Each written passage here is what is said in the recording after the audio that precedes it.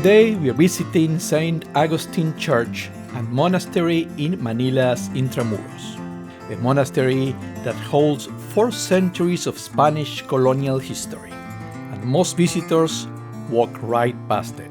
And we even have a friar to take us inside.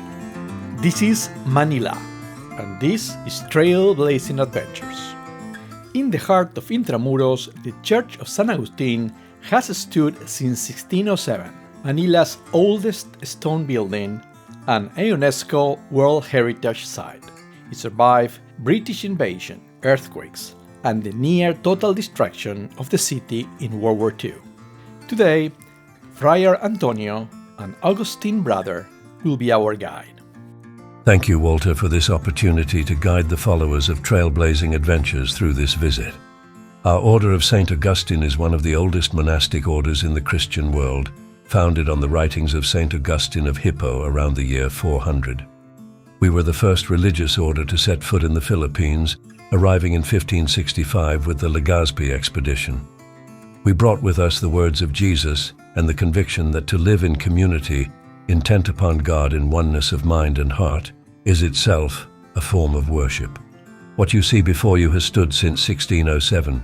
Grey volcanic stone, solid and deliberately plain on the outside. You may notice the facade is not quite symmetrical.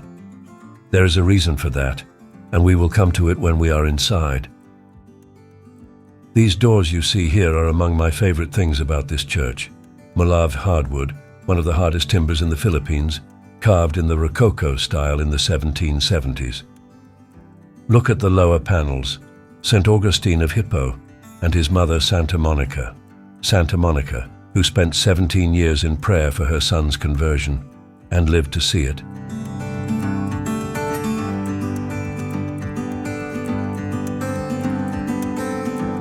Every time I walk through these doors, the nave stops me.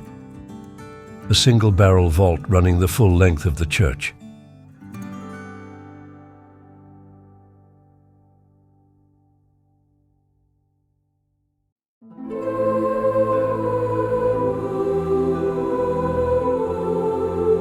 In 1875, 2 Italian artists painted what you see up there entirely in Trompe.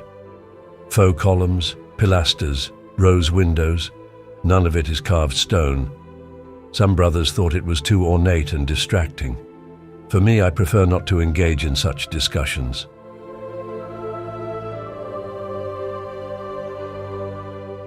This bell was cast in 1829 and weighs close to 7,500 pounds. The 1880 earthquake damaged the tower so severely it had to be taken down. The bell came with it, and it never went back up. That is why the facade looks the way it does today. We leave the church and enter the monastery through the Door of Love. Since the 17th century, this door has reminded us of the founding principle of the rule of St. Augustine. Those who enter are called to live in oneness of mind and heart, intent upon God. You will see those words again before we are done. The Sala Recibidor traces our arrival here. Friar Andrés de Urdaneta sailed with the Legazpi expedition in 1565, not only as a friar but as the expedition's leading navigator. He and his brothers landed first in Cebu. The Santo Niño you see in this room, a replica of the oldest Christian relic in the Philippines, was already there waiting for them.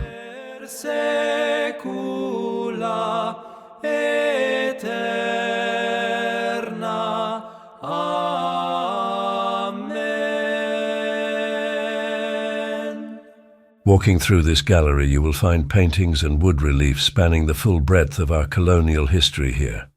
I invite you to stop at 2 in particular, 2 saints from our order that embrace the Augustinian, calling in different ways. Saint William the Hermit, who abandoned a life of wealth and warfare to live in silence and contemplation, and Saint Nicholas of Tolentino, who dedicated his life to the poorest in his city and never refused anyone who came to him in need.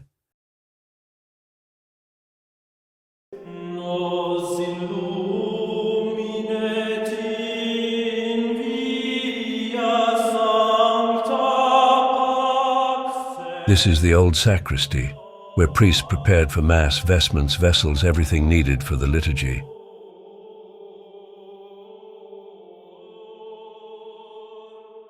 The Retablo of Juan de los Santos was carved in 1617 and served as the main altarpiece of the church.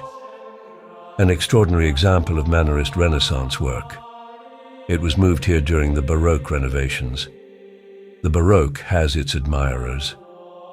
I am sure they meant well.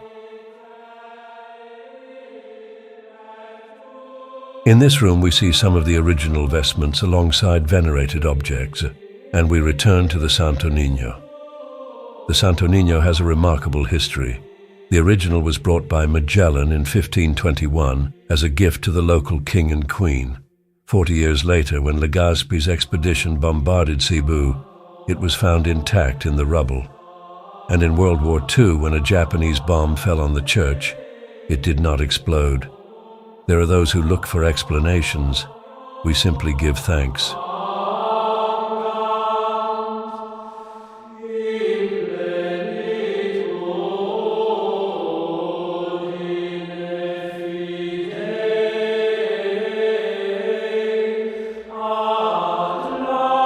We move to the columbarium.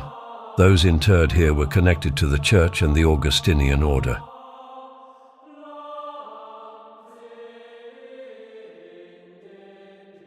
This is where we pass through to the refectory. The refectory, our dining hall. Under the rule, meals were communal, and food was distributed according to need, not equal portions. St. Augustine was strict about one thing in particular: no gossip at the table. Those who broke that rule knelt at the entrance on bread and water before they could join the community. We called it castigo de la piedra, punishment of the stone. The room now holds a collection of colonial paintings and religious art, portraits of the disciples, and an 18th century wood altarpiece that deserves your attention.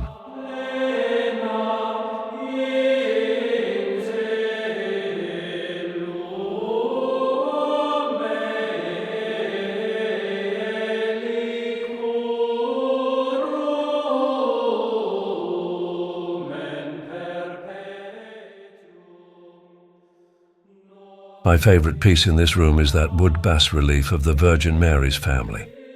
A young Mary in the middle, and her parents, Joachim and Anne. On July 26, we celebrate them, patrons of grandparents. Like Santa Monica, a reminder that the most important thing we can do is be faithful stewards for those who come after us. We call this the Escalera Sanctificada por el Amor, the stairway sanctified by love. 44 granite steps, each carved from a single block of stone brought from Canton in the late 18th century. The paintings along the walls honor the Augustinian martyrs who carried the faith across Asia and gave their lives for it. The second floor gallery follows the cloister perimeter, colonial furniture, devotional figures, and views of the garden below.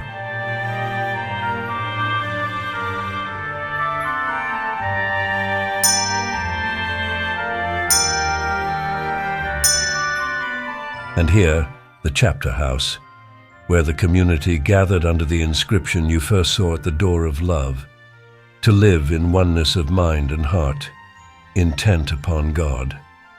The brothers lived in close quarters here, on 2 floors of individual cells.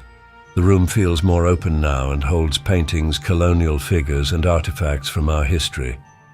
And here we remember another martyr. St. Peter of Verona, a Dominican, was killed for his faith in 1252. The man who murdered him repented, entered religious life, and was later beatified.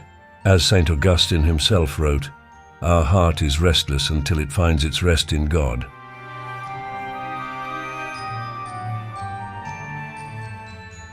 Of all the rooms and beauty inside this monastery, I think I can speak for all my brothers. This is our favorite spot. Not just a cloister, but a garden, a piece of nature at the heart of monastic life. St. Augustine's most important moments happened in gardens.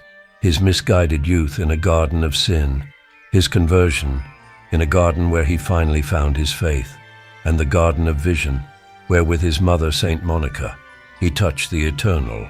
I leave you not with the words of Saint Augustine, but of Saint Monica in that garden. Son, for my own part, I have no further delight in anything in this life. My hopes in this world are fulfilled. Go with God. Thank you, Friar Antonio, and thank you for watching. If you enjoyed this visit, hit that subscribe button. Also, our full Intramuros walking tour is right here. And as always, happy travels.